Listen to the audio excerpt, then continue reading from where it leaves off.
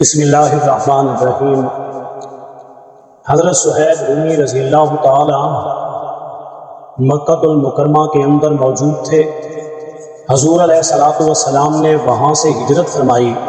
جب اللہ کا حکم آیا آپ مکہ المکرمہ سے مدینہ المنورہ کی طرف ہجرت فرما گئے۔ آپ علیہ الصلوۃ والسلام کی ہجرت فرمانے کے 2-4 دن بعد حضرت عمر ابن خطاب رضی اللہ تعالی عنہ بھی ہجرت کر کے مدینہ المنورہ کی طرف چلے گئے۔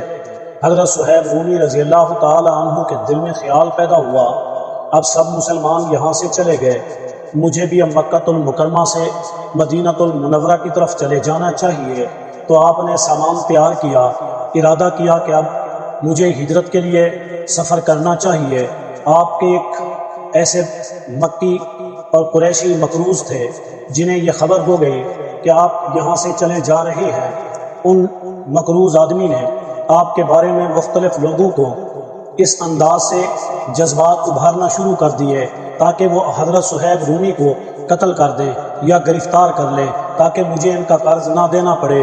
یہ نہ ہو کہ کبھی نہ کبھی پھر ملاقات ہو یا یہ کوئی پیغام دے دے یا یہ اپنے قرضے کا مطالبہ کریں، تو مجھے چاہیے کہ میں ان کا قصہ تمام کروا دوں۔ انہوں نے ایک گروہ کو تیار کیا۔ حضرت صہیب رومی راستے کے اندر ہیں اور یہ گروہ بھی ان کا پیچھا کر رہا ہے، یہاں تک کہ آپ ایک گھاٹی کے اوپر تشریف لے گئے۔ جب آپ کو یہ محسوس ہوا کہ ہم لوگ میرا پیچھا کر رہے ہیں، آپ کے پاس تیر بھی تھے، کمان بھی تھی اور آپ بہت زیادہ تیر انداز تھے، آپ کا تیر نشانے پر لگتا۔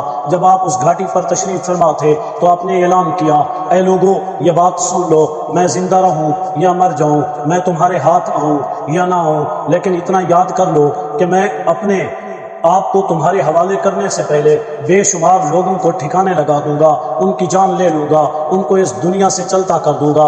یاد رکھو او بغیر تو کیا تمہارا خون خشک ہو گیا ہے کہ تم آج محمد صلی اللہ علیہ وسلم کے ساتھیوں سے لڑنے کے لیے نکل پڑے ہو، حالانکہ حضرت ابو بکر، حضرت عمر یہاں سے چلے گئے، سب دوست یہاں سے چلے گئے، آج یہ صہیب رومی بھی جا رہا ہے۔ تم کیا مجھے یہاں روکنا چاہتے ہو، مجھے یہاں قتل کرنا چاہتے ہو؟ او بغیر تو کیا تم میری جان لینا چاہتے ہو؟ تم میرے خلاف اب لوگوں کو جمع کر کے یہاں لے آئے ہو، ان کے جذبات ابھار کر تم میرے پاس آئے ہو۔ اور یاد رکھو اگر میں نے پوزیشن سنبھال لی، میں نے تیر ترکش سے نکال لیے، تو پھر ایک ایک کر کے میں تمہیں قتل کر دوں گا، تمہاری لاشیں یہاں بکھری پڑی ہوں گی، تم یہاں ختم ہو جاؤ گے۔ اس کے بعد میں تلوار سے لڑوں گا، اگر تلوار بھی ٹوٹ گئی میں نیزے سے لڑوں گا۔ پھر تم اچھی طرح سے جانتے ہو میرا ایک تیر بھی خطا نہیں جاتا۔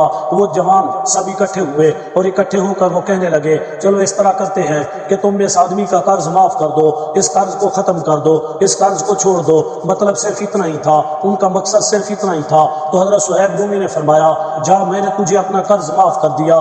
جب حضرت صہیب رومی نے دیکھا وہ واپس ڈر گئے ہیں اور چلے گئے ہیں، تو آپ نے اپنا سفر جاری رکھا اور آپ مدینہ المنورہ تشریف لے گئے۔